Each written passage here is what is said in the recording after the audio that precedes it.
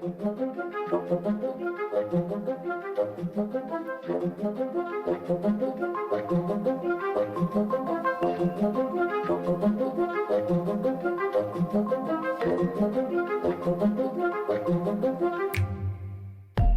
subject of today's episode is a true crime story of mutilation, torment, and murder. When a bright young teenage girl and her sister are taken in by a neighborhood family, what seems like the perfect arrangement soon turns into a house of horrors. Carried out not just by the mother, but also by her children and her children's friends. Starvation, verbal abuse, and daily beatings over the course of almost 4 months turn into burnings, brandings, unsavory meal choices, and some very disgusting acts with a Pepsi bottle. All ending with one of the slowest and most upsetting deaths you could imagine. Called by many the single worst crime perpetrated against an individual in Indiana's history, today we cover Gertrude Baniszewski's and the murder of Sylvia Liken.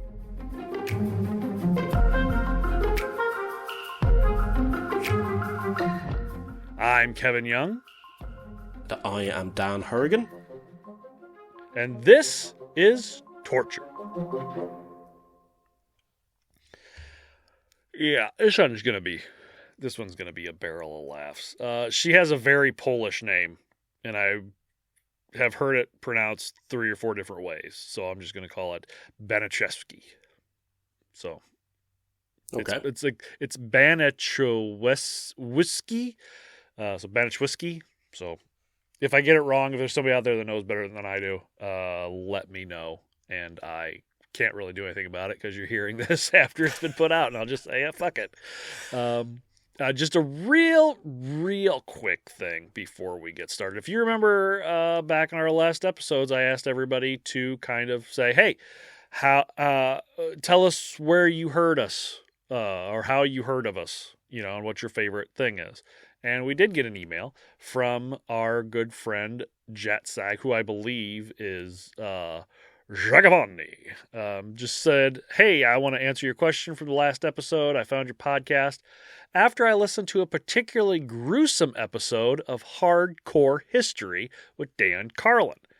I can't remember which one, but he described some savage medieval shit, and afterwards I started searching for other podcasts of similar ilk, found Torture Pod, and I've been listening ever since. I prefer the torture method episodes, but I also like the serial killer stuff too. I prefer the mix of both, actually. Always looking forward to the next one. Thanks, guys. Also, no. 911 does not take your word for it when you say false alarm in Canada. The Canadian bashing is hilarious. Your Canadian accents suck, though. Cheers, guys. Keep it up.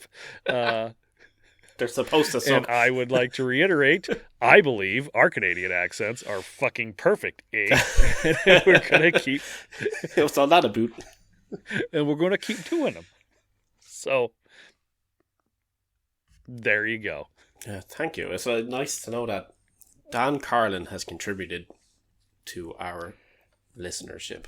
Yeah, I told him, I was like, I never in a million years would think that somebody would go from Dan Carlin to us. Yeah. That's a... Say Dan Carlin, Dan Horrigan. it's a on big a scale step. Of Dans. It's a big step. I'm not going to say if it's a sideways step, an upward step, or a downward step, but it's a big step. Oh, fuck. All right, we're going to get all true crimey on you. And usually we do a little bit of banter, but we actually got quite a bit of stuff to cover. So, Dan, unless you have anything that you would like to bring up and talk about. No, except, we're watching Supernatural. Oh, yeah? Got the wife into watching that. I watched not most of it, probably about 5-6 seasons back when it first came out. Fell out of touch with it, back into it now. And it's very interesting. So it is. Good show. That's a show that I never really got into a whole lot. My wife liked it, which I'm pretty sure is probably because of the Winchester boys. But that was just nothing. As I saw a couple episodes, I was like, yeah, it's okay. And I just never kind of went back for it. So yeah, that's just harmless monster of the week fluff, really. Yeah. It has enough gore and the odd little bit of a scare in it to keep me interested. You know, an awful lot of time my wife's sitting there, she's kind of like, that seemed a bit too easy. And it's like, yeah, well, the whole point is of Monster of the Week shit is, what are we facing? What's its weakness? How do we get it? Okay, let's go kill it. You know, and it's, once they know how to kill it, then it's going to be an easy fight, like, you know, and then that's the way they work. Yeah. Buffy was the same. Any shows like that, it was always, you know, the big bad guy who, you know, is here to kill everybody. You beat him pretty easy. I mean, it's like the White Walkers. After 8 seasons or whatever it was, a build-up. It's the most fierce thing we've ever faced, ever. Oh, that was pretty easy. Disappointment of the century in that fucking final episode. Yeah. My favorite thing about that whole White Walker battle, right? This is some spoilers, but people, you should have seen already, right? But if you haven't seen sorry. Game of Thrones but by now, anyway, fuck off. So when the big massive battle is happening and the White Walkers are coming down and they're all like, oh, they're approaching the castle and you can see the army off in the distance, and they have who were supposed to be the greatest, effectively, kind of cavalry or horseback people in the entire of the known world. Realm, yes. Right? And they ride off into the darkness, completely blind, to attack an unseen enemy. Just, you know, cause. And they get completely wiped out, understandably. As opposed to actually doing what they should do, tactically. Like, it made no fucking sense. You know, like... Yeah. Like, I'm not a military buff or anything like that, but at the same time, I still know that made no fucking sense. Yeah. Like, to do what they did, and they lost one of their greatest assets in doing so. So, yeah, pretty stupid. They should have lit the braziers much earlier, stuff like that, you know. So anyway, that's my complaint over. The entire fight with the White Walker should have been a season of its own. Yeah. Or at least a half season. You could have done so an entire half season on just trying to take down the White Walker, the king of the White Walkers. Yeah. I mean, but they had the dragon. I mean, come on. Just really screwed the pooch on that one. And I blame HBO more than I blame the writers, because they're the ones who kind of put a kibosh on spending the millions and millions of dollars for all those episodes. So, and George R.R. Martin for not actually finishing the book series when he was supposed to. That's true. Yeah. Well, anyway, now that we're all depressed. Oh, fuck. Let's get into this, because this is... Man, this is hard. So Sylvia Marie Likens was born the third of 5 children to Lester and Elizabeth Likens on January 3rd, 1949 in Lebanon, Indiana. Her sister Jenny was born along with her twin Benny just a year later. When Jenny was very young, she contracted polio, which resulted in her having to wear a steel brace on one leg and use crutches. It's not really a big part of the story, but there you go. The marriage between Lester and Elizabeth was very shaky. And by the time Sylvia was a teenager, they had separated. Early summer 1965, the family had just gotten back to Indiana after a short stint in Long Beach, where Lester worked for Douglas Aircraft. Lester moved back to his hometown of Lebanon. Elizabeth took the kids, Sylvia, Jenny, Benny, and their older brother, Danny, who had his own twin named Diana, who had gotten married and was living with her husband now, to live in an apartment in Indianapolis. So now you know some of the players. The Likens were never really well off. I wouldn't go as far as to say they were constantly poverty-stricken, but there were plenty of times where they had to get some kind of assistance, be it welfare, food stamps, what have you. I've been there myself, so there's nothing wrong with it. Sometimes things got bad enough that Elizabeth had to find ways to get the things they needed or wanted without spending of money. July 3rd, around 10:30 in the morning, Elizabeth was taking Sylvia and Jenny to the roller rink, but she complained about being too hot in her slacks, so she decided to stop by a discount store to grab some shorts. She found some she liked, but instead of purchasing them, she shoved them in her purse. Jenny had As you noticed do. and suggested this. Huh? As you do. Yeah, sure. Why not? 5-finger discount, they said when I was a kid. Jenny had noticed and suggested to Sylvia that they wait outside so they wouldn't be around their mother when she did shit like that. Unfortunately, on the way out of the store to meet up with her daughters, one of the workers stopped her and made her empty out her purse. Police were called. Elizabeth was taken to jail. So the girls, 16 and 15, walked towards home. And that's when they met up with their friend, Darlene McGuire, who told them about a house not too far from there that had kids living in it. There's probably someone there they could all hang out with. So they decided to stop by 3850 East New York Street to meet Mrs. Wright and her 7 kids.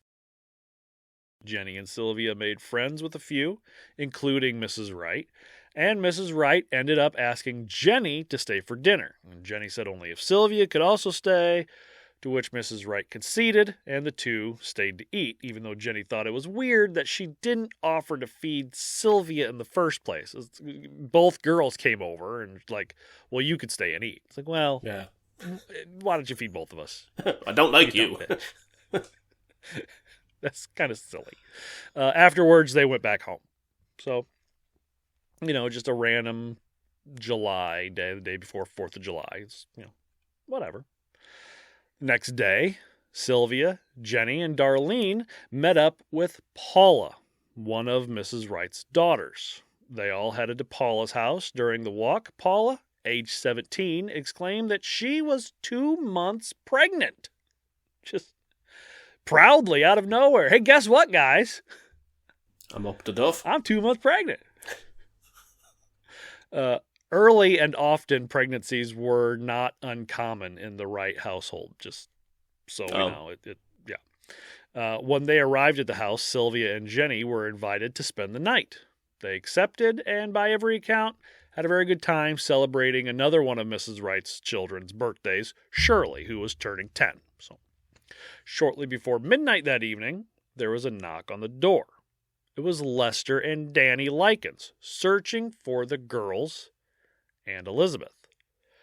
Lester had just accepted a job to go on a tour of Indiana county fairs and operate concession stands with the Carnival Company, and he wanted Elizabeth to go with him. Isn't that sweet? What's wrong with your sister? Nobody likes her. You're not allowed to stay for dinner. You're not allowed to come with me to the county fairs. You stay here. So Transformer. Well, it's the Transformer one. Is it the one with the leg? No, Jenny is the one with Paula. Okay. Elizabeth Well, was case, the mother. yeah. Elizabeth was the mother. Yeah. He wanted his. I guess. Sorry. I got mixed up. That's all right. There's gonna be a lot of names that are gonna come down. This isn't one of those true stories where it's like just 2 people fighting it out. There's a lot of names that are gonna come down. So I'll try to keep everybody separated. But no, Lester wanted his wife to go on the carnival circuit with him. Try to get the family back together. After a long search for his wife that night, unable to find her, she wasn't at the jail or at her apartment, Lester and Danny came back to the Wrights' house with some White Castle. I don't believe you have any White Castle in Ireland. No, I know of it, obviously, from Harold and Kumar and then from other internet videos and stuff. The burgers don't really look that great to me, but anyway. White Castle is one of those, it's up there with like candy corn, circus peanuts, pineapple on pizza, it's black licorice. It's very divisive. You either absolutely hate it or absolutely love it. There's no in between. Personally, me and my family, we love us some fucking White Castle. Love White Castle. It's delicious. It's actually one of the things that my wife and I bonded over when we first met. I drove 40 minutes to get White Castle and then turned around and drove another hour and almost 2 hours to meet her so we could have White Castle for dinner on our first date. We fucking love nice. White Castle. It's great. And they're all over Indiana. So, right. If you're out there, you like White Castle. Yay. So do I. He spent the very early early morning hours, slightly inebriated, crying about his wife. Him and Danny ended up sleeping in the living room of Mrs. Wright's house. But before Lester passed out, he had told Mrs. Wright about his carnival plans, and she jumped at the opportunity. She offered to board the girls for $20 a week and treat them like her own.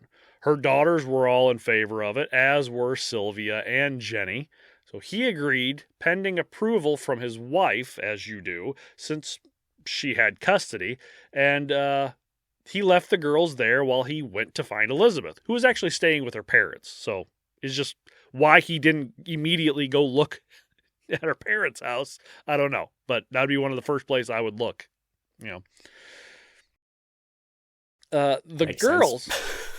I mean, yeah, she's not. She was in jail. You go look at the jail. She's not there anymore. So you go to her apartment. Well, she's not there. Okay, where's the next best place? Her best friend's house and her parents' house. Those are the 4 places you look at first. You start calling hospitals and morgues after that. But anyway, the girls ended up sharing a room upstairs with 3 other kids. The next day, Lester and Elizabeth showed up at the Wrights' home, gave her $20, told her to take care of the girls with a firm hand, since Elizabeth let them get away with everything, and they left. They didn't take the time to inspect the house, the safety of it, the cleanliness of it, or even if it had the right amenities and room to house an extra 2 teenage girls. If they had, they probably would have just taken the girls with them, because the home of Mrs. Wright, or Gertrude Baniszewski, which was her legal name, was nowhere near appropriate accommodations for half the people living in it, let alone 2 more. So who was Gertrude Baniszewski? This woman that so kindly offered to take in 2 more mouths on top of the 7 that she already had. I don't want to get too much into her because she's the villain, obviously, if you can't tell. But we have to know a little bit about her. So Gertrude Nadine Van Fossen was born September 9th, 1928 in Indianapolis, Indiana, to Hugh and Molly Van Fossen, the third of 6 children. Not a ton is known about Gertrude's early life, but we know that she was asthmatic and sickly quite a bit, and that there was a certain amount of hostility, if not outright hate, between her and her mother. So she became incredibly close with her father, doing practically everything with him until October 5th, 1939, when she was 11, and she watched him die of a heart attack. Fuck that. Good memories. Yeah, that's not sorting that leaves happy memories, is it? Yeah. Well, I mean, it might scar you for life. I don't know. Never watched any loved one actually. Well, I take that back. I don't want to get into it. All right. After that, she was all but ostracized from the rest of the family. So, just a few years later, she would find solace in the arms of men. Specifically, an 18-year-old, 2 years her senior, named John Stefan Baniszewski. They got married after only 2 months of dating, and she would give him 4 children: Paula, Stephanie, Johnny, and Marie, with several miscarriages just kind of mixed in there, in the course of their 10-year marriage. John had a violent temper and occasionally, just occasionally, would beat his wife. Not constantly, every once in a while. Just enough. He kind of found a Goldilocks zone of beatings to keep her in line. Yeah. After the divorce, she had a very brief marriage to an Edward Guthrie. Then she got back together with John. They remarried, had 2 more children, Shirley and Jimmy, or James, then divorced again in 1963. If it didn't work the first time, probably not going to work the second time. I doubt he's changed, and we know you haven't. Just a few weeks after this divorce, the now 35-year-old Gertrude would start dating 20-year-old Dennis Lee Wright, who also abused her. They had 1 child, Dennis Jr., May of 1964. to which Dennis Sr. almost immediately abandoned and very rarely sent any money to help with the raising of his child. So just gems, just gems all around. She really knows how to pick them. You know, it's like fucking like a soap opera. Like anybody that's listening that's like over the UK or Ireland will know what I say when I say it's like an episode of EastEnders or something like that. Oh yeah, we know EastEnders. I've never actually sat down and watched EastEnders, but I know of EastEnders. It's fucking terrible, but it's like Jersey Shore. Oh God, it's not even. That's worse. I'm sure it is. Yeah. She would end up taking Dennis Wright's name, even though they were never married. So that's why she was known as Mrs. Wright, because of the amount of children she had to care for and the fact that she was, quote, haggard, underweight, asthmatic chain smoker suffering from clinical depression due to the stress of 3 failed marriages, a failed relationship, and many miscarriages. Gertrude rarely had any money. Sounds like my kind of woman. Ticking all of them boxes. You slap on a really worn out butterfly tramp stamp and you and I got a thing going. Wearing them was it Von Dutch jeans as well, I'd hope. Yeah, cut in the Daisy Dukes. Yeah. But you don't have an ass to carry it off. Yeah. Her main source of income was the sporadic checks she got from John and the occasional odd jobs, such as sewing or cleaning. In fact, Paula, her oldest, was expected to work and help out around the home. Speaking of which, let's take a second to talk about this, doing the finger quotes, home. First off, there was no stove or oven, just a single burner in the kitchen, like plug in. That was it for all their food. That's all you need. That's all you need. That's what she did all her cooking on, except she didn't do any cooking. She didn't really cook. And even if she did, they would have to take turns eating because the house of 8 only had 3 spoons to eat with. And 2 of those ended up getting lost. Nice. I think if you only have 3 spoons for 8 people, you keep track of those fucking spoons. I was going to say 1 spoon to rule them all. The one true spoon. Oh, she kind of looks like Gollum, too. So being precious. Precious. Meals were usually toast for breakfast and soup for dinner, which is weird since you only had the 3 spoons. There was a thick layer of dust on almost every surface of the house. There was old cola and Pepsi bottles along with other trash just strawed around the home, and not enough mattresses for everyone, so the kids had to take turn each night sleeping on the floor. It's my turn for the mattress. Tonight's my turn. It's Tuesday. I get Tuesdays. Yeah. Poor kids is getting knocked completely out kilter then when they have 2 more thrown in there. Yep. But the kids adapt. You know, kids always do what they can with a bad situation until it comes just the way things are. So the girls didn't really seem to mind. And the kids didn't really seem to mind.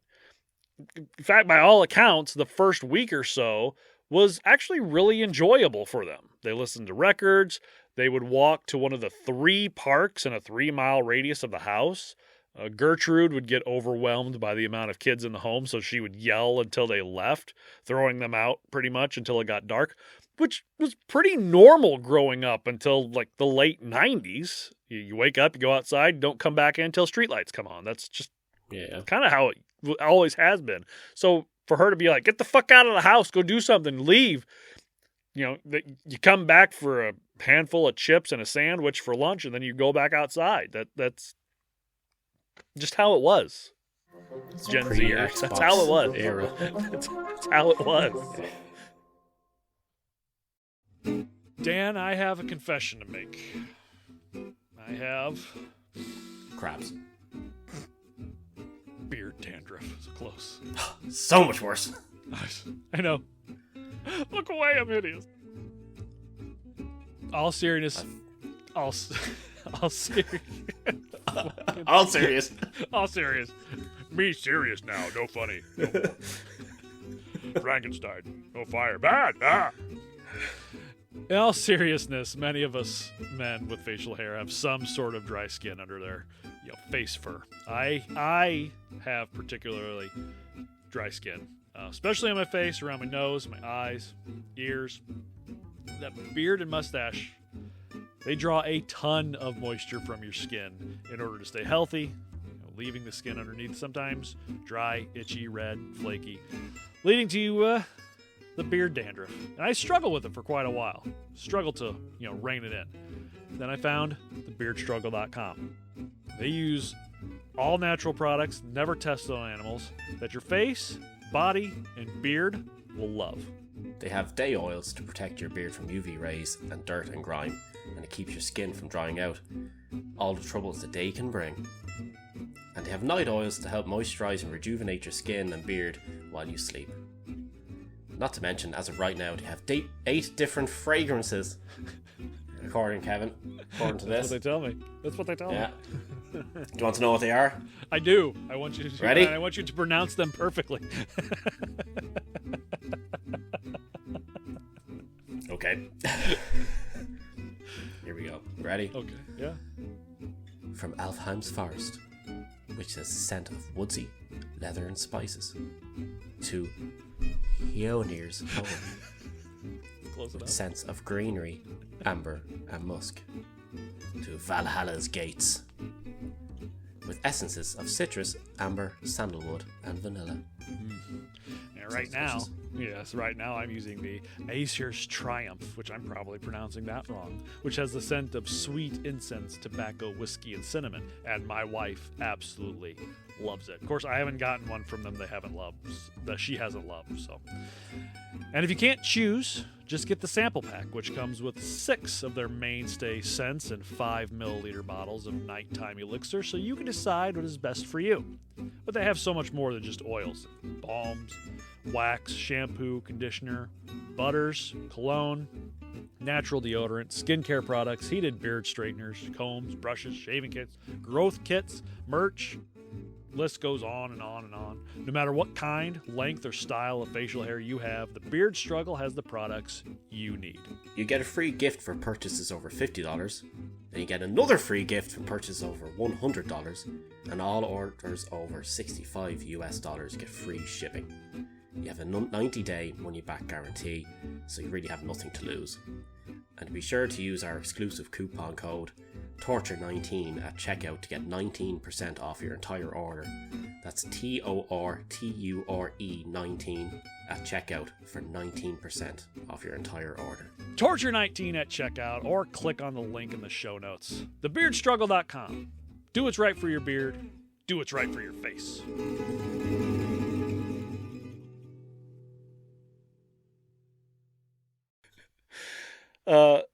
Then the Baniszewski house was kind of the gathering place for many of the neighborhood kids. Here's a bunch more names. 12-year-old Randy Lepper, Darlene McGuire, who I already talked about, 14-year-old Richard Hobbs, Judy Duke, Anna Cisco, Mike Monroe, even Benny, Jenny's twin, came and stayed a few nights that summer, even though he was living with Elizabeth's parents. And all I can think is, why, oh why, didn't the other two go live with Elizabeth's parents? Really should have pushed harder to get them to stay with them. They obviously didn't have enough beds. Didn't have to sleep on the floor the time. Well, they were probably like, we can't take all 3. We can take 1 because we can't afford to feed them all. Which one is your favorite? We'll take him. Benny, the grandson. Yeah. The youngest grandson is always the favorite. The good times stopped around the 17th of July, when out of nowhere, Gertrude dragged the 2 Liken sisters upstairs and slapped Jenny in the face, exclaiming, quote, "Well, I took care of you 2 bitches for a week for nothing," because the $20 hadn't come in yet.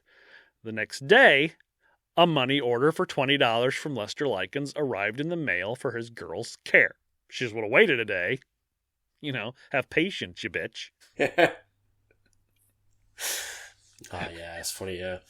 I was thinking of something there now, I can't remember.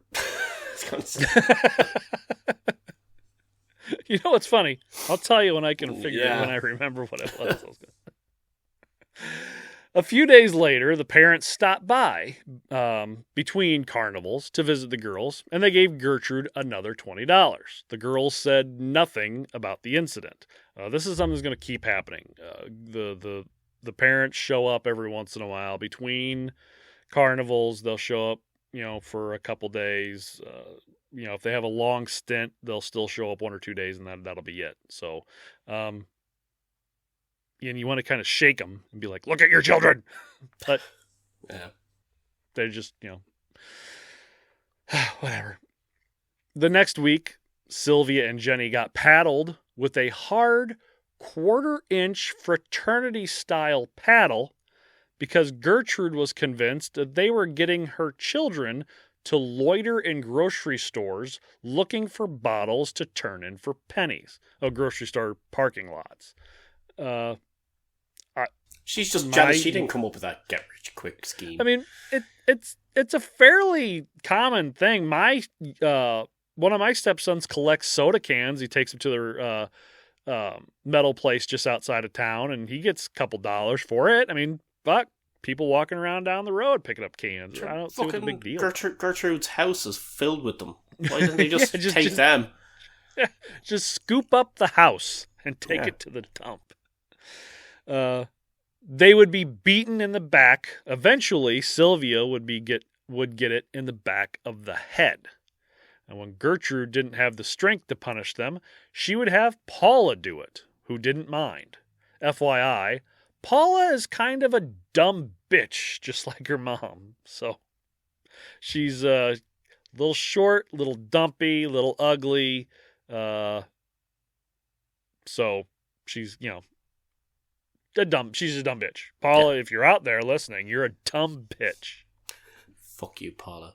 Fuck you, Paula. Why don't you go marry fuck you, Paul Bernardo. And fuck you, Paula.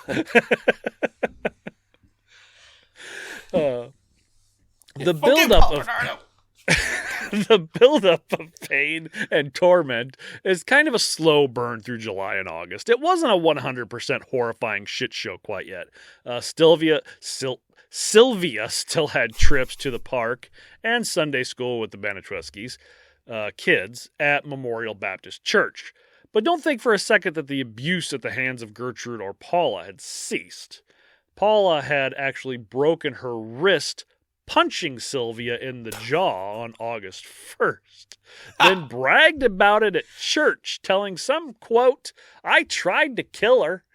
It's like, what? She's a fucking idiot. What happened to your wrist? I punched Sylvia in the face. I tried to kill her. Yeah. Oh, God. I love that. It's like we're seeing things like that, like people, hitting things out of anger and injuring themselves. It's always fun. Yeah, I did it. I've done it. A girl broke up with me and I beat the fuck out of my brother's punching bag without any gloves on. I still have, can't really see, I still have marks on my knuckles from where it took all the skin off. Nice. And I punched the light bulb out of my fan in my room, which was like the dumbest fucking thing because I had a giant thing of glass stuck in between my angsty between my fingers. That's hardcore teenage Kevin. Well, I had corn playing on my boombox. Yeah. Black hair. I can see I'm going blind. Innocent, deadly innocent. Deadly innocence. I wasn't quite that bad. Now, the cast Paula had would regularly be used as a weapon against Sylvia, bashing her in the mouth with it until she was left crying and bleeding. Now, this was usually because Gertrude told Paula that she was saying derogatory things about Gertrude when no one else was around, and Paula just took her word for it. It's like, when you're not around, she calls me like a bitch and a slut. Don't ask her about it. Just assume. Her Yeah. Just assume that I'm your mother. I'm not. Okay. I would never lie to you. Yeah. To my Lord. And this is an ongoing thing. Not just the abuse, but the kids almost bragging about the abuse on Sylvia and absolutely no one doing anything about it. Like a month or so later, when the vacant house next to the Baniszewskis was purchased by Raymond and Phyllis Vermillion. They had 2 children that they had contemplating letting Gertrude babysit, but they wanted to get to know her first. So Phyllis went. Now, there's a couple different stories. I read a couple different books and some Murderpedia stuff, and the way this all went down, it's put differently in different contexts. But the book I read that seemed to be the most creditable puts it kind of this way. Phyllis came over to the house one day to chat, and she noticed that Sylvia was sitting at the dining room table with a pronounced black eye. Paula proudly announced to Phyllis that she was the one who had given it to her. Gertrude told Phyllis that Sylvia was 3 months pregnant and a constant troublemaker. We'll get to the pregnancy thing here later. Then Paula approached Sylvia with a glass of steaming hot water and threw it in Sylvia's face. And she shrieked in pain. Then, What the fuck? Then Paula applied margarine to the burns. Is that a thing? It probably is, but like, it's because of something cold, I assume. But like, what the fuck? Like, this is in front of the new neighbor. So yes, this is while she is there. They are telling her how horrible. Imagine showing up for a job interview, right? and telling them straight up. Well, just so you know, I tend to rob people. Tend to rob my employers. I tend to physically and emotionally abuse my co-workers. And then you get up and you slap them in the face. Yeah. And you sit back down.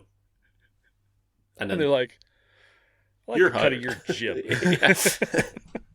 Just so you know, I can't work Sundays. I need the holidays off, specifically Christmas and Thanksgiving. I will murder at least one person here. And Lester's like, hired! Yes! But here's the thing. They do this all in front of Phyllis Vermillion. She doesn't call the police. She's just like, that's just the way it is, I guess. Phyllis. Yeah. So many opportunities for this girl to be saved, and it doesn't happen. Of course So not. Sylvia would constantly be accused of lying as well. Once, when $10 came missing from Gertrude's purse, she automatically blamed and punished Sylvia, even though if Sylvia had $10, no one ever saw her spend it, and if she had it, she would have spent it on food since she was always hungry. But if she somehow was able to get anything to eat and the other kids didn't, and they told Gertrude about it, she would get punished. Or if she ate too much when giving food. She used a spoon for too long. It's my turn for the spoon today. She's my spoon day. And a mattress all today. It's my birthday. One Sunday evening, when they attended a church supper and Sylvia finally got a chance to eat food other than soup, crackers, and toast, and the other children told Gertrude that her and Jenny ate too much, they were both stripped and paddled, or got the board, as Gertrude liked to say. Sylvia got the worst of it, being beaten 15 times in the back and the ass, wherever she could swing and hit. One time at the house, they had hot dogs, while the other kids had theirs the regular way. They decided to pass Sylvia's around to be topped with all sorts of condiments and spices, and forced her to eat it. When she vomited, they did it again, and made her eat the vomit. Jesus Christ. Not long after, the Likens came back over to visit their daughters, but per Gertrude's instructions, the girls made no reference to the incident. It's like, just tell them. You're just sitting there screaming into the past. Tell them, just say, guess what happened? Take me with you, Daddy. Take me with you. Fucking. See, the neighbor sitting there with a big pile of puke in the corner. Just like, that's Sylvia's dinner. Ignore that. You give your daughter a kiss hello, and why does your breath smell like puke? And hot Well, dogs. it's funny. It's a funny story. It tastes like hot dogs and puke. Now, the neighborhood boys were always over at the house. I mean, it's filled with young girls, so boys are bound to come over. Which, even though Gertrude got annoyed at the amount of children in her house, Gertrude liked young boys. I guess that's so much from her so. past boyfriend. Yeah, probably. Partner. So much so that she would sometimes do little dances for the boys, specifically Richard Hobbs, in the front room. Now, this would probably be a turnoff for most adult men to see. Gertrude was not, as you say, attractive. Look up a picture of her real quick if you want, but it's I did. It's not pretty. Yeah, she's not. Dance your way A+ over there material. somewhere. But for a 14-year-old boy, this would be quite the show. So one can come to a few conclusions of why Gertrude hated Sylvia so much. Either she saw in Sylvia the beauty and opportunity for happiness that had long ago escaped her, and so encouraged and participated in Sylvia's degradation and torture as an act of self-loathing. Gertrude's hard life and current living conditions resulted in a mental break, or simply she saw the pretty, funny, bright, still developing teenage girl living in her house as competition for the attention of the young boys of the neighborhood. None of them would be a surprise to me if that's why she did what she did. Sure, jealousy. Yep. Because she's a hard-looking bitch. And Sylvia Liken was a very pretty 16-year-old girl. So why you would be jealous, I guess. Which brought up a discussion with the two Likens girls on the subject of sex. Now, when Gertrude asked Sylvia if she had ever done anything with a boy, and Sylvia confessed to crawling under the covers with her boyfriend in Long Beach where she let him feel her up, Gertrude burst into a fit of obscenities, accused Sylvia of being a prostitute, and informed the rest of the house that Sylvia was pregnant because she had let a boy touch her vagina. That's how that worked. The sperm came through the fingertip. That all came from the tips. Well, he says just the tip for a second. Don't let him do it. So you get pregnant. Always practice safe sex and wear gloves. You wear gloves. You just walk up with the one Michael Jackson glove. I'm a righty. I can't go left. I got to go right. She then attacked Sylvia, repeatedly kicking her in the crotch. When Sylvia attempted to sit down afterwards, Paula threw her out of a chair and informed her, quote, "You ain't fit to sit in chairs," which is really fucking hypocritical since she was pregnant herself and not married. And a bit of a tramp, you know. A little bit. And a bit of an ugly psycho. Now, not all the kids were absolutely horrible to Sylvia. Her best friend in the house, minus her sister, was Stephanie Baniszewski. Stephanie was thin, smart, ambitious, and the only one of the Baniszewskis that felt bad for Sylvia and would go out of her way to stick up for her. Usually. The day after the attack and the kick in the crotch, as an act of revenge, the Liken sisters started a rumor that Paula and Stephanie were having sex with older men for money. Possibly could have been true for Paula, not for Stephanie. She was probably the only one in the house that was still a virgin other than Sylvia and Jenny. When someone at the school told Stephanie about the story and that he had heard it from Sylvia, Stephanie was obviously enraged.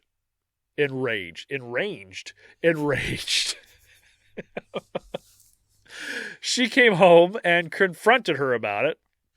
Sylvia admitted to it, and Stephanie punched her in the chin. Sylvia apologized.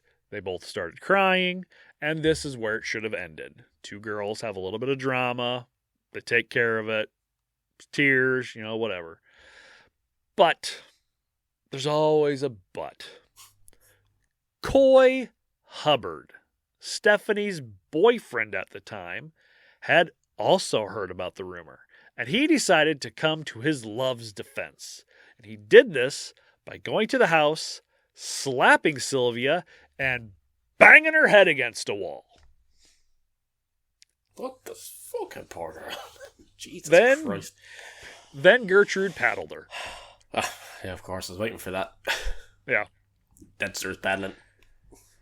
Yep, that's paddling. Yep, that's paddling. Then there was the incident that served as Gertrude's pretense for keeping Sylvia out of school. Sylvia needed a PE uniform and asked Gertrude to buy her one. She obviously refused, so that evening when Sylvia showed back up at home with the PE uniform, she accused her of stealing it. Sylvia claimed she had found it on the sidewalk. Gertrude slapped her in the face and the arms and kicked her in the shins. When Sylvia finally confessed to stealing it, which may or may not have been the truth, she possibly could have only said it to just make the beating stop, things got worse. Gertrude then began whipping her with the 3-inch wide black police belt her former husband had left. People at home can't see.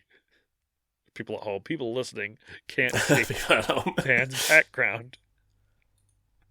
This one might be better. Nah, that's battling. That's battling. Yeah, the other one's better. That's battling. Oh, fuck. Her John Baniszewski used to be a police officer. He left his 3-inch wide black police belt so she could take care of their kids, and she used it on Sylvia. Then she sat Sylvia on the couch and began to lecture her on the evils of premarital sex for no fucking reason. You're getting punished because you may have stolen a PE uniform, and now she wants to scream at you about premarital sex. But that's how you get pregnant, by wearing somebody else's PE uniform. Yes. You know, if you steal a PE uniform, it's a gateway drug to pregnanty. Yes, it's lice first, then pregnancy. Yeah. That's how it works. Yeah. Never borrow anybody else's shit. Yeah, then you have a lice baby, and then you're fucked. Baby comes out with lice, or it is lice. Yeah, combination of both. It's a lice. It's a louse. Louse with lice. When Sylvia had said that she never had sex, Gertrude kicked her, again, in the vagina. Now, this only stopped when Stephanie stepped in to tell her mother that Sylvia hadn't done anything wrong. It's like, hey, Mom, you want to knock it the fuck off? And Gertrude apparently listened. Stephanie, being the only Baniszewski with the heart, started crying over the situation. Coy Hubbard just happened to come over, again, was told by Gertrude that Sylvia had made Stephanie cry, and so he helped punish her. He held her as Gertrude burned her fingertips with a lit match for stealing. Christ. Not long after this, Coy would help bring in a new type of punishment to the house. Coy was big, and I think I know the first thing that's going to pop into your head when I say this. Coy was big into judo. In fact, he got the whole Baniszewski family into it, especially the flips, the old judo flips. The kids judo would chop. all judo chop. The kids would all flip each other onto a mattress for fun. My brother and I used to wrestle around and throw each other on my parents' mattress all the time. We broke their bed frame, but we used to do it all the time. So, yeah, we broke one of our beds doing giving. I think it was me giving my brother what you call it, the Undertaker, not the. Was it the choke slam? No, the other one, the right to hell thing, whatever the fuck it was, the last ride. Oh, yeah. Last ride, power bomb. Yeah. My brother Brandon and I, we used to suplex each other as far as we could onto my parents' bed, and this is more than one time we heard it go, and we're like, oh, and you get real quiet for a second, and nothing falls in. Like, okay, it's fine, do it again. So all the kids would flip each other onto a mattress for fun. One day, Coy judo flipped Sylvia, but missed the mattress, throwing her onto the ground hard. Through the table. This would become a regular punishment from the kids. Coy would be encouraged to come over often just to flip Sylvia on the ground. But all the kids flipped each other, even Sylvia. She had her fair share of grabbing kids and flipping them onto the mattress. One day, little Jimmy jumped on her back for an impromptu piggyback ride, and Sylvia flipped him onto the ground, not realizing what he was doing. Jimmy had some kidney trouble, and Shirley thought that what she had done was mean, so she slapped her. When Sylvia didn't slap back, the family kind of took this as a cue that Sylvia just won't fight back. Not the type of people you want to show that you won't fight back. Because, she showed her weakness.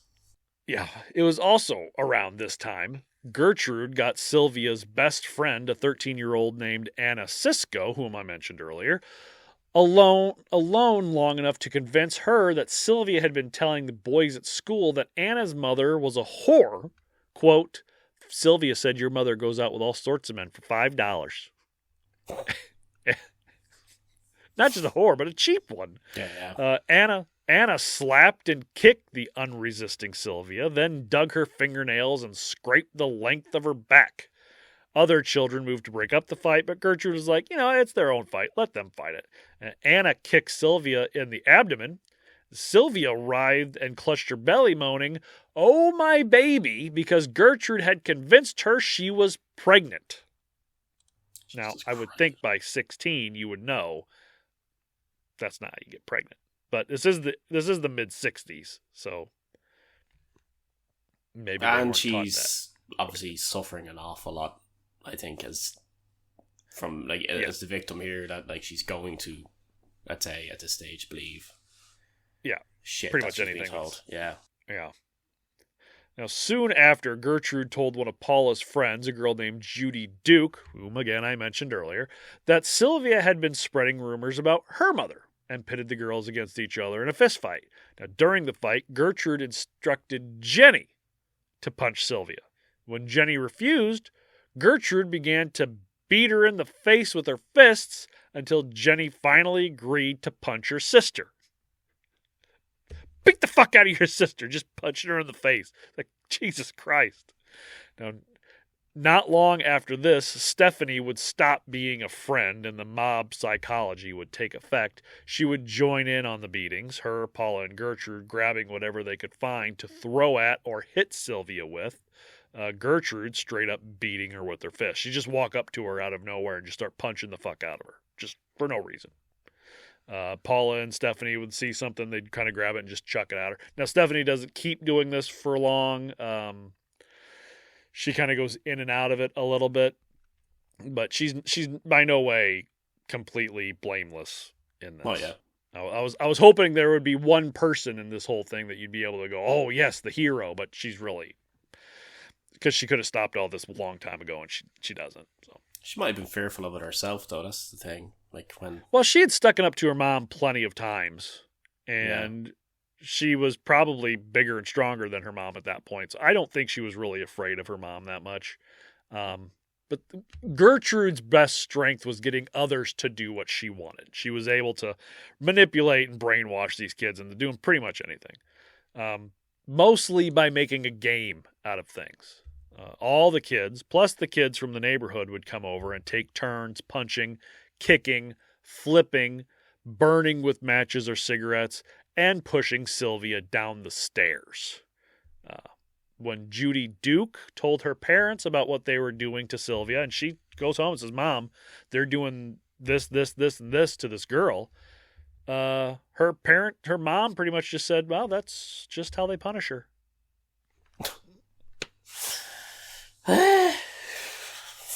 There was one people time... in the 60s, that's stupid, especially fucking Indianapolis or Indiana, wherever the fuck they are. Yeah, Indianapolis, Indiana. Yeah.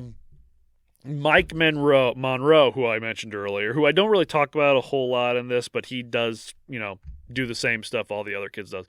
His mom actually calls social services, and a nurse comes over to talk to Gertrude about it, but she pretty much just tells her, like, oh, no, she's fine. And that was about it. That was the end of it. She's fine. Great job, nurse. Yeah. Or she's like, there's a girl over here with a bunch of sores on her. He's like, oh, yeah, she does that to herself. Okay. And Then she's maybe not you my should take daughter. her and put her in a hospital or something.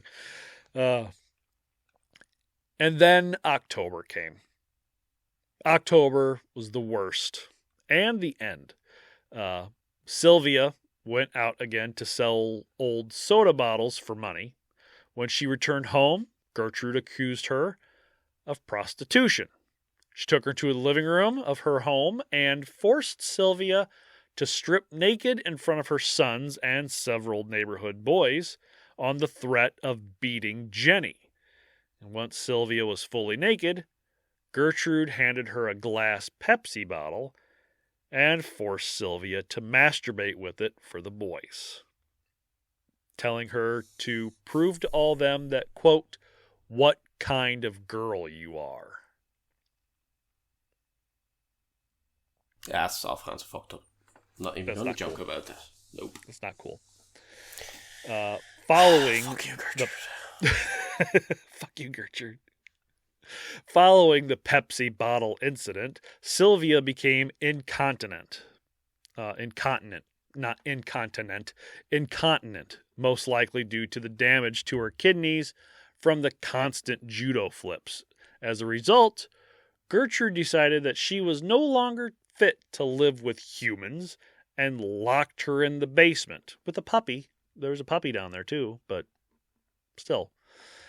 Every Typical cloud. basement. Oh. Ooh, silver lining. Yeah. Typical basement, small and dank. Her mattress was just a heap of old rags and clothes. At least lack she had of a mattress now. You know? Yeah, it's true. It's true. At least she has a mattress now. The lack of toilet in the basement forced Sylvia to defecate and urinate on the floor.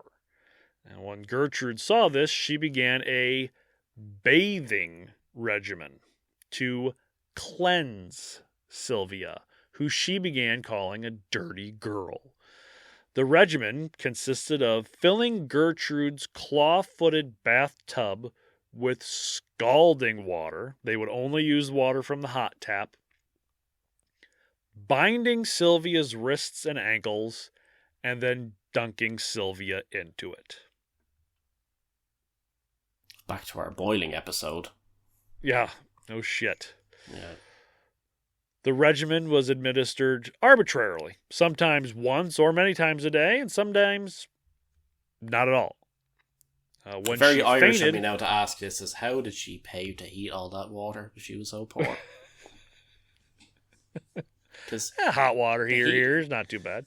here it's to turn on the immersion. Never between an Irish mammy and the immersion switch. I'm telling you now, you better not leave that immersion on.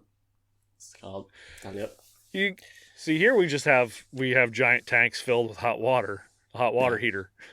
No, we don't.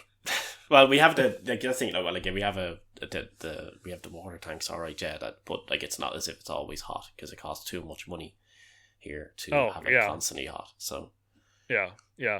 You can get a tankless water heater, which is like a box about like that big and about like that thick, and it's just filled with copper wire and it's constantly heated. Yeah. So it's not just a big tank filled with water, but all the water that runs through it gets heated as it goes through. Those are supposed to save you a lot of money on energy and a lot of room. But we just have a big old fucking tank with hot water in it. You just turn it on. Yeah. When Sylvia would faint in the bath, Gertrude yanked her hair and beat her head against the side of the tub to revive her. When Sylvia screamed, she was hit in the side of the head with the fraternity paddle. Right, so hold on. So she dunks her into what is realistically boiling water. Close to it, yeah. To wake her up from fainting, she smacks her upside the head. To punish her for being loud because of all this, she smacks her upside the head. Yeah. Okay. I must remember that Pretty now. much Next time I see somebody unconscious, I must go up and punch them in the face and hope and assume that will wake them up. Are you knocked out? You got knocked the fuck out. Somebody give me a paddle. Yeah. Yeah, no, it's not the brightest thing in the world to do.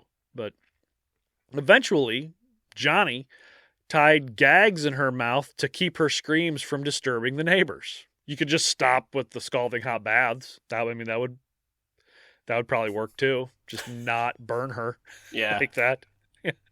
I mean, that's the easiest way. Yeah, I was going to say, sometimes the simplest way is the best way. The simplest solution is usually the best. No. Now, following the baths, Paula would rub handfuls of salt all over Sylvia's nude body. Now, this was painful because by this time, Sylvia was essentially being used as a human ashtray. Some cigarette burns on her wrist went all the way down to the bone. How long you have to hold a cigarette on somebody's wrist to fucking get down to the bone? That is absolutely disgusting.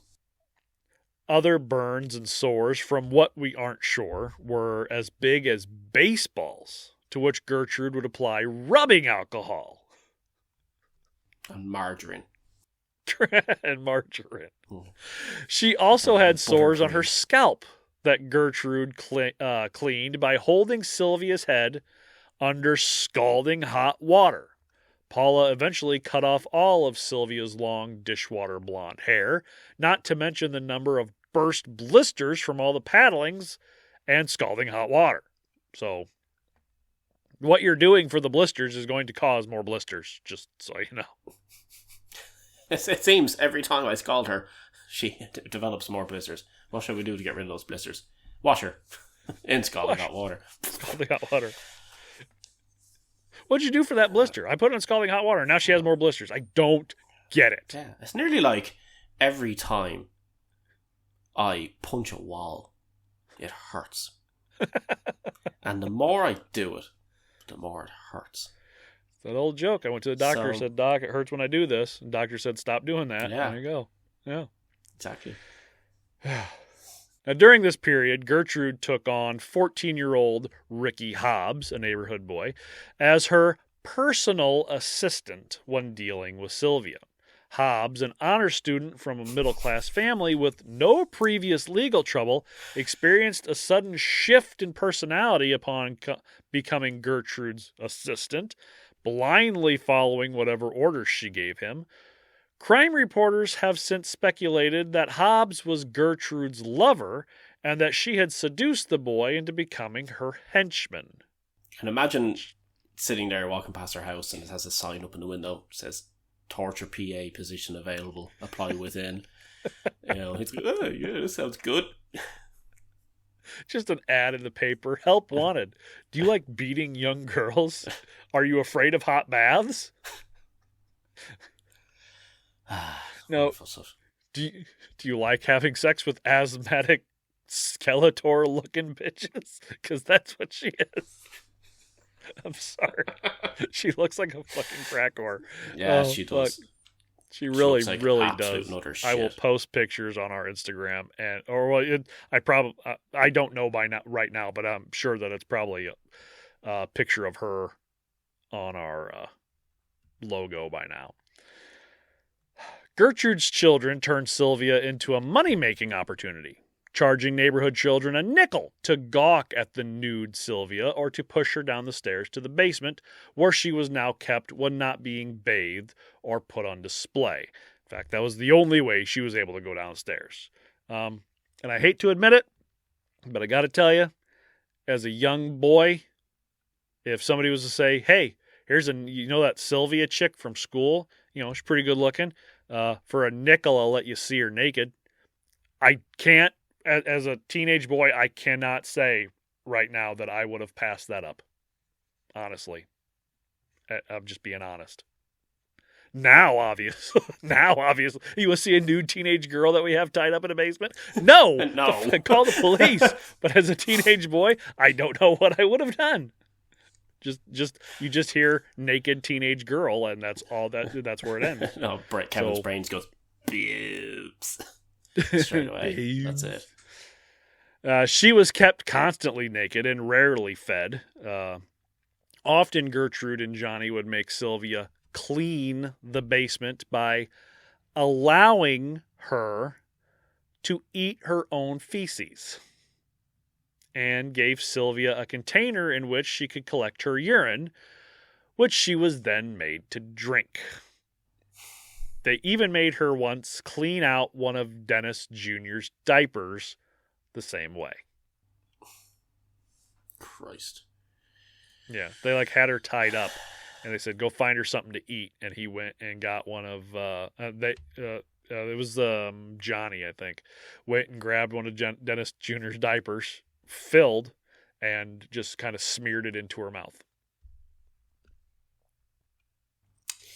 I think Paul Bernardo has some good competition here for people I hate the most. Yeah, yeah. This is a whole family of people. This is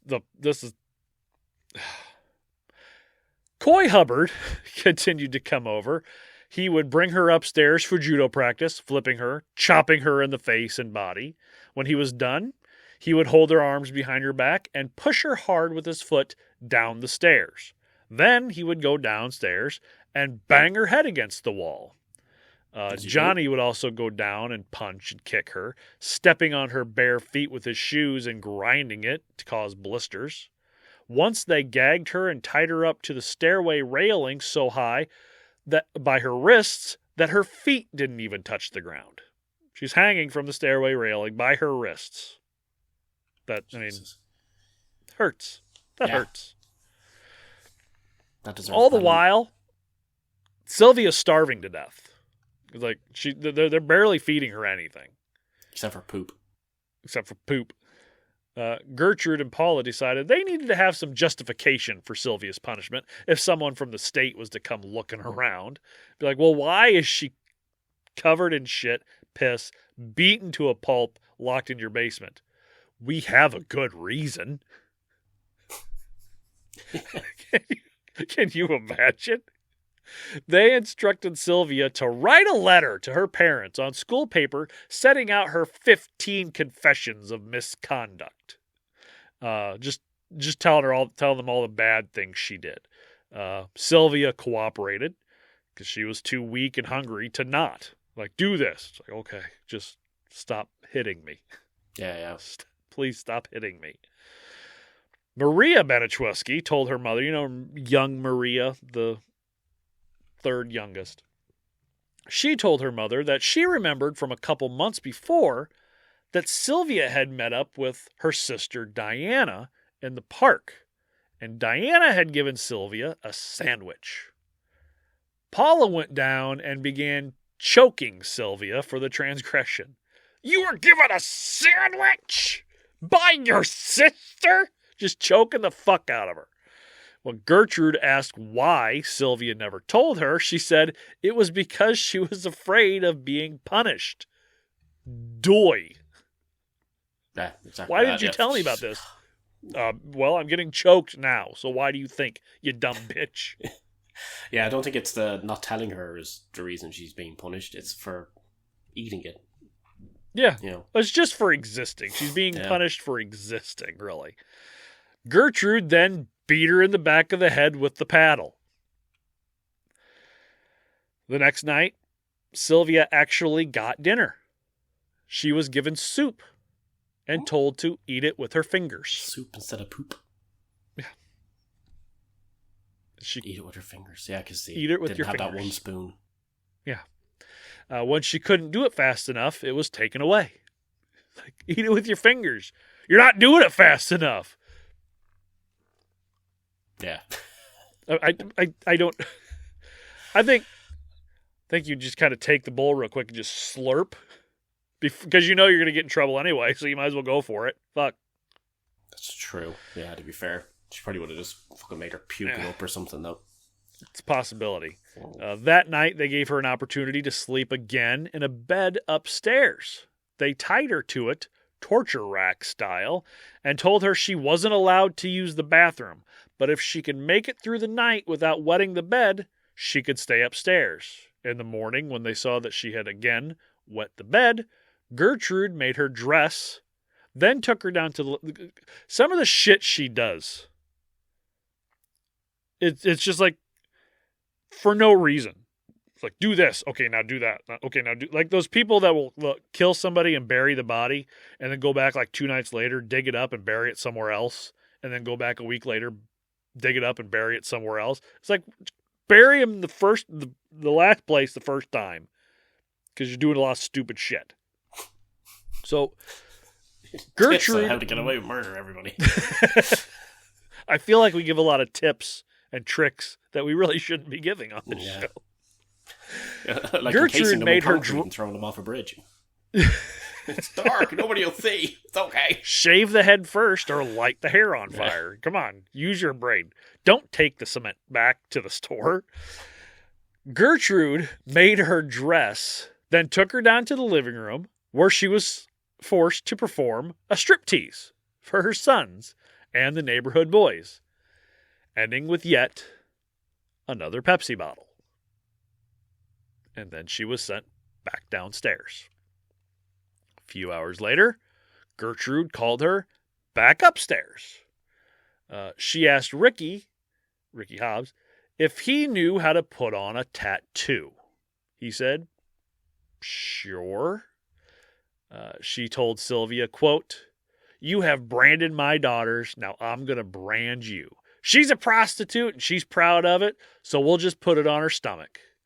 The kids then began to heat up sewing needles with matches until they glowed orange.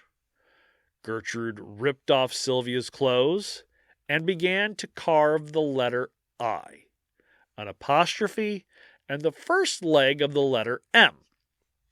Then she gave Ricky the needle and told him to finish.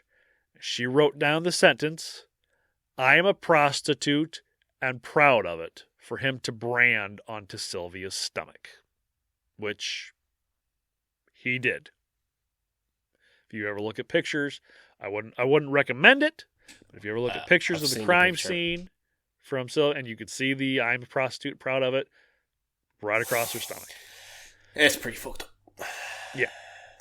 You might have noticed another thing right above, if you were looking close, right above the I'm a prostitute and proud of it. Another little thing. So they later tried to brand the letter S just above the sentence, probably for slave. Ricky used an anchor bolt in the basement to burn the top curve of the S, and he made Jenny, her sister, do the other curve. But she put it on wrong, and instead of an S, it's a 3. Sylvia now had the number 3 on her stomach for no reason. Absolutely no reason. I was wondering why. Yeah, it was because they fucked it up. Because they're idiots. I don't know if Sylvia did, if Jenny did it on purpose, or if she was really just what was going on. But yeah. And then they took Sylvia back upstairs to show Gertrude their handiwork. And Gertrude said to her, quote, Sylvia, what are you going to do now? You can't get married now. What are you going to do? You're proud of it, aren't you, Sylvia? Aren't you, Sylvia? I can just imagine her smoke, just her asthmatic chain smoke. What are you going to do now, Sylvia? Huh? Aren't you proud of it, Sylvia? Just a dumb bitch. She's such a dumb bitch. I hate her so much. She really is. Yeah, I'm tempted to put a photo of her up here, except I don't want to save one of her on my computer. Yeah, that's a good point. Yeah. Coy Hubbard took Sylvia back downstairs, tied her up, and slammed her head against the wall 6 or 7 times. When Jenny snuck downstairs later that evening, Sylvia told her, quote, Jenny, I know you don't want me to die, but I'm going to die. I can tell. The seriousness of the situation was finally hitting everyone involved. They let Sylvia come up and use the bathroom and sleep in a bed that night.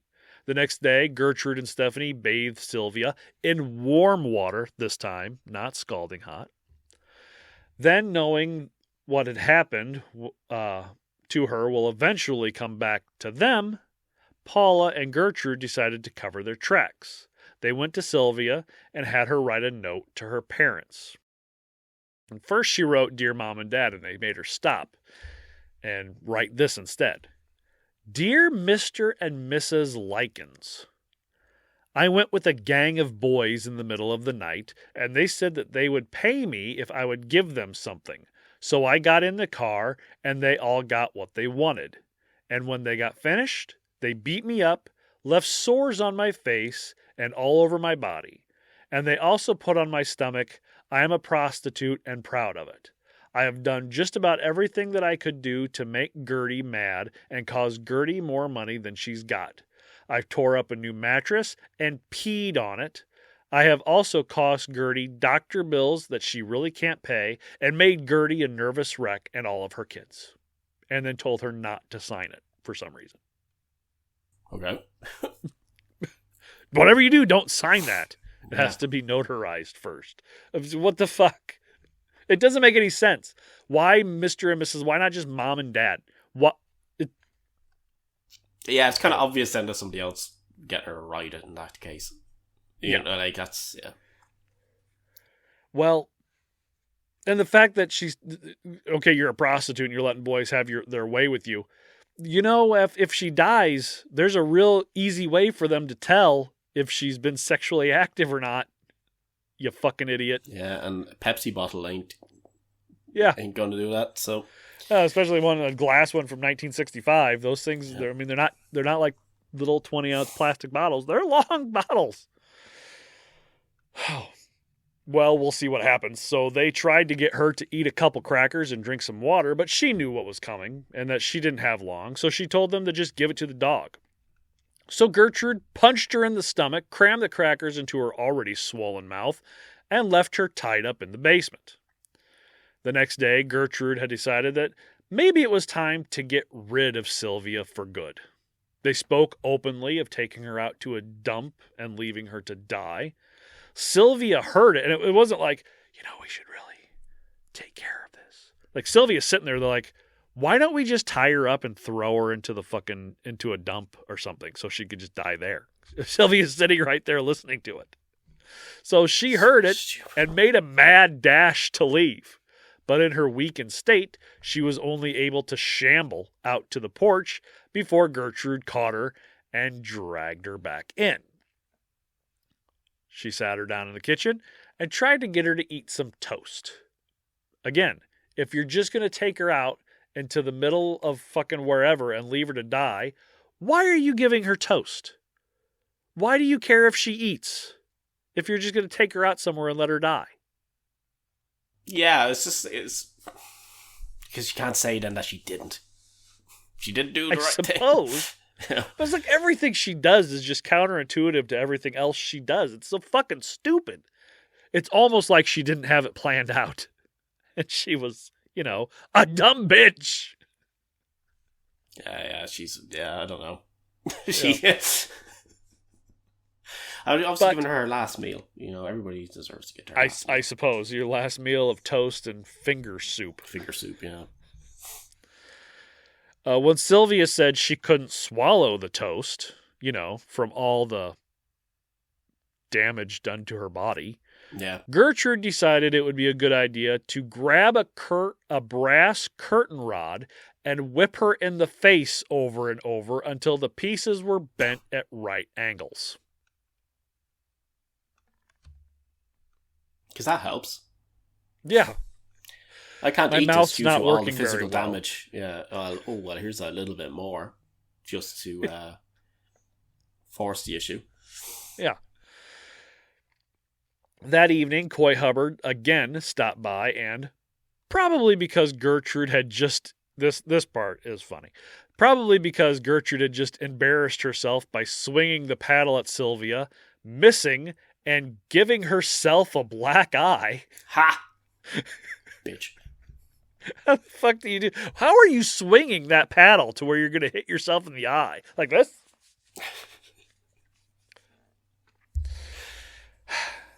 Coy decided to hit her so hard with a broomstick that it left her unconscious. That guy's an asshole, too. Oh, yeah, he's a big asshole. Yeah. She Fuck was you, then Coy. dragged down to the basement and left there for the night. Now, at some point, she regained consciousness, but only had enough strength from the constant beatings and starvation to bang the head of a shovel over and over again on the concrete to try and get the attention of someone outside. The Vermillions next door heard the shovel and seriously contemplated calling the police because they thought it was weird that someone would be shoveling past midnight. But when the sound suddenly stopped around 3 a.m, they said screw it and went to bed. They thought that they were shoveling. They thought somebody in the Baniszewski's house was shoveling coal in the basement. And they thought that was odd. Well, then call the fucking cops, you dipshit. Especially after seeing the fact that, they knew that they were beating her. Because there's a good chance if they're digging something in the basement, it's probably her fucking grave. That's true. Yeah. The next day, October 26, 1965, Sylvia lay on the makeshift mattress in the basement, moaning and mumbling her ABCs over and over, except she could only ever make it to D. A, B, C, D. Over and over and over. That's all she could say. Now, that afternoon, they gave her a rotten pear to eat, but she was unable to bite into it, claiming that, quote, all my teeth feel loose, which is probably from the starvation and the constant face beatings. Yeah. They tried to get her upstairs, but she collapsed near the steps, so Gertrude, infuriating, stepped onto Sylvia's face with both feet and just stood there for a while. Just stood on her face. She ran out of all her other good ideas. I was just going to stand on your fucking face. She told Randy Lepper to run home and grab his garden hose. And when he returned... Stupid name. Randy Lepper? Yeah. Like, if I ever met a Randy Lepper, I think I'd be fairly worried. It's like, no, don't come near me with your penis. Don't come near me with your penis. He ran home and grabbed his garden hose, and when he returned, Johnny grabbed the hose and used it on Sylvia, who was already covered in laundry detergent. They covered her in powdered laundry detergent and sprayed her down with the hose to clean her. Good old Daz makes whites whiter, or whatever the fucking hell the thing is. I suppose. I can't imagine that fucking Tide in your open sores feels all that great, but all right. Yeah. It was Stephanie that stopped the punishment, yelling at them to turn off the hose and getting Ricky Hobbs to help her carry Sylvia up to the kitchen. Sylvia was cold and her breathing was labored. They put her fully clothed in a warm bath. All the while, Gertrude yelled about how she was faking it and that she was fine. Then they dressed her in warm clothes and put her on the mattress in the bedroom. Stephanie ordered Ricky to call the doctor, but he did one better. He called the police. Sylvia looked up to Stephanie and said, quote, "Oh, take me home, Stephanie," then stopped breathing. Stephanie tried mouth to mouth and hoped the cops could bring some life-saving equipment with them. But by the time the police got there, the young, once beautiful and full of life Sylvia Likens, stripped naked, laying on the mattress in the basement per Gertrude's orders, was dead. When the police arrived, Gertrude gave them the letter she made Sylvia write, which is beyond fucking stupid, but okay. In the midst of the commotion, Jenny Likens whispered to one of the police, "Get me out of here and I'll tell you everything." So this statement, combined with the police's discovery of Sylvia's body in the basement, prompted the officers to arrest Gertrude, Paula, Stephanie, Johnny, Ricky, and Coy for murder. Mike Monroe, Randy Lepper, Judy Duke, and Anna Cisco were arrested for injury to a person. Gertrude, John, Paula, Ricky, and Coy were held without bond. Charges against Anna, Judy, Mike, and Randy were dismissed. Stephanie, again, the smart one, was smart enough to get her own lawyer that got her a separate trial from the others, and the DA ended up just dropping the charges. Because even though Stephanie was at some times a bitch to her, she didn't come anywhere near killing Sylvia. Yeah, she's just, she didn't. There's only kind of the one major thing that you covered where she seemed to be kind of throwing stuff at her. Yeah. But she was always the one that would stop it. She was the one who tried to save Sylvia at the end. The autopsy of Sylvia Likens turned up over 100 cigarette burns on her body, in addition to various second and third degree burns, severe bruising, muscle and nerve damage. In her death throes, Sylvia bit through her lips, nearly severing each of them.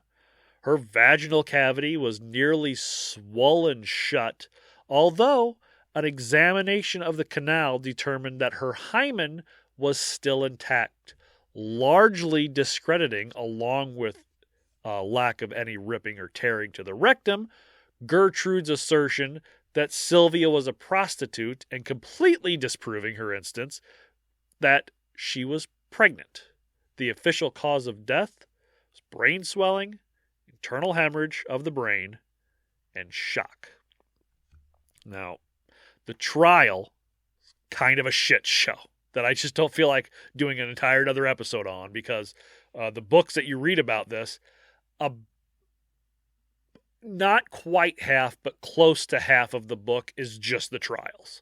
I was like, I'm not going through all that. So here's just kind of the little highlights. May of 1966, the state of Indiana versus Gertrude Baniszewski, John Baniszewski, Paula Baniszewski, Rick Hobbs, and Coy Hubbard started, with 4 different lawyers all trying to pin the murder on the other one. They're all in trial for the same thing at the same time, and they're all like, no, them, they didn't. Just everybody at the table just fighting with one another. And it was actually the testimony of Gertrude's young daughter, Marie, who broke down on the stand and unexpectedly told the court the entire story. It was one of those weird times you always see in movies where somebody just finally breaks down and tells everything. Yeah. That happened. And honestly, if it didn't, might not have got the same results. So Paula was convicted of second-degree murder, appealed, granted a new trial, and struck a deal for voluntary manslaughter, served 3 years, and was then paroled. John, Ricky, and Coy were each convicted of voluntary manslaughter and sentenced to 18 months in a juvenile detention facility. Now, by the time the now 17-year-old Ricky was released, the severity of his crimes had sunk in. He suffered a nervous breakdown, started heavy chain smoking, which led to severe decay of his lungs, and by the time he was 21, he was dead of lung cancer. Jesus fucking Christ. Yeah. My wife smokes quite a bit, and she's 38. She's 37. And she has fairly clear lungs, especially for a smoker. You imagine starting smoking when you're 17, and by the time you're 21, you're dead from lung cancer? Jesus. I get it. It's 1965, early 1970s cigarettes, not cigarettes they have now. Yeah. Fucking hell. They were so different crazy, back though. then. They were different. Gertrude was sentenced to 18 years to life in prison, where she became what many say was a model prisoner, like a den mother to younger female inmates, kind of like Robert Hansen was seen as the model inmate. Yeah. That other dickhead. Yeah. I was kind of hoping she'd be like Jesse Pomeroy and just try to make wild escapes to get out of prison, and she'd just be there for the rest of her life. But no, she'd be like fucking Rita from Power Rangers. Yeah. For some reason, she has these weird monsters with her for whatever. But no, she was actually well liked by most of the people in the prison, and she was. She did well enough that once she came up for parole in 1985, she was known as Mom to everybody in the prison. She actually won her parole hearing. She actually got out in 1985, moved to Iowa, and she died 5 years later. Good. Yeah. So, not a fun one, I understand. But bitch. What? You're doing a podcast called Torture. This one pretty much hits all the notes. Dan, you have any pop culture? Yeah, I was having a look there. There's the a 2007 film, An American Crime, is based directly on it, starring Elliot Page as Sylvia. And then there's The Girl Next Door is loosely based on it, which was based on a book as well. Okay. And then there's covered in a couple of things, TV shows. There's a documentary, Deadly Women thing, apparently. But I was looking as well at the memorial that was erected. It's pretty nice. There's a memorial erected in 2001 for Sylvia. Okay. In Washington Street in Indianapolis. So there is. But yeah, I can't see anything else to do with that exactly. But yeah, I think I feel like this would be a really hard movie to make, you know? Yeah, like I've never seen An American Crime. I remember seeing it advertised and stuff like that. It's not something I've ever seen though, so I don't know if I want to watch it now. I've never seen it. So I think my favorite Elliot Page movie back when, before he was Elliot was have you ever seen Hard Candy? Yes. Brilliant film. That is great. Yeah. Fucking love that goddamn movie. Yeah. Oh. And he's great in The Umbrella Academy. I love that too. Yeah. Yeah, that's a fantastic show. Yeah. But, well, thank you to our patrons, Inquisitor Willow Quinfowler, Inquisitor Giovanni, and our torture noob, MX Sinister 26. If you'd like for us to read your emails like I did for Giovanni earlier, send them to torturepod@gmail.com. Message us on Instagram and all the other social medias @TorturePod. I just posted for the first time on Threads, Instagram's Threads for us. Okay. So, yeah. It's like Instagram's Twitter, I guess, now that Twitter's X and owned by a fucking idiot.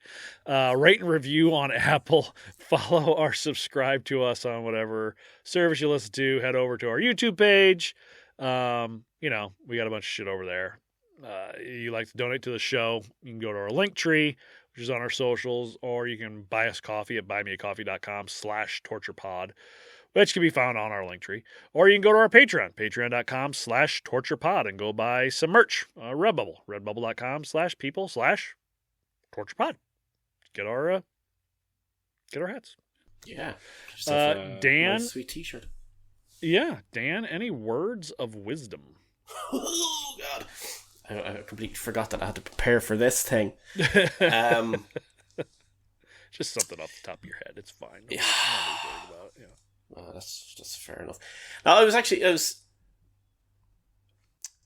wasn't very wise of Gertrude anyway now to go handing over that letter. That's something I was thinking of. It's like, don't go handing the smoking gun of your crime or part thereof to the cops. But look, if you're going to do a tattoo at home, don't use a heated needle. You could get infected.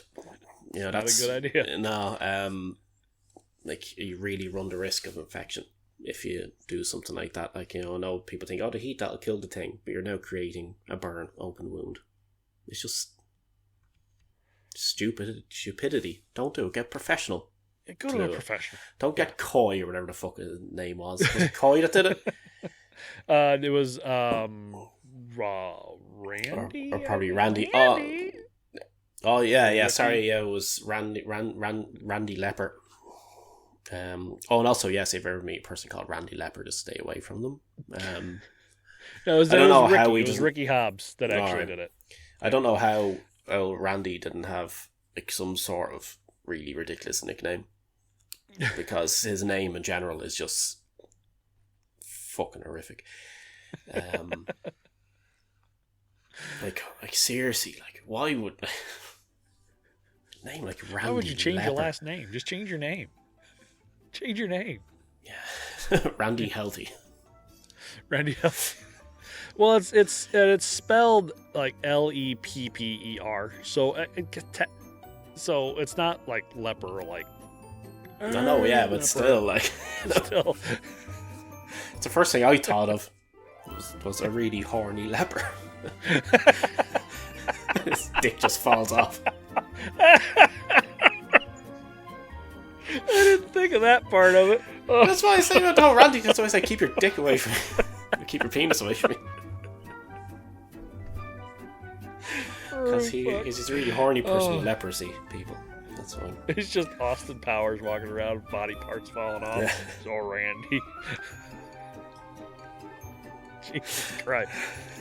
Oh, fuck. All right. That's my best piece of advice then. Dead word of wisdom, do not name your child Randy Leper. All right. Oh, fuck. That's it. Take care of yourselves. Take care of one another. And we'll see you.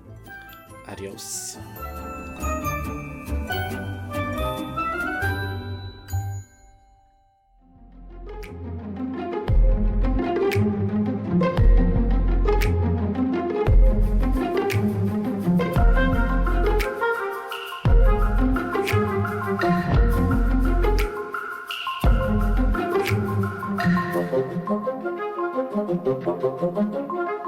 Thank you.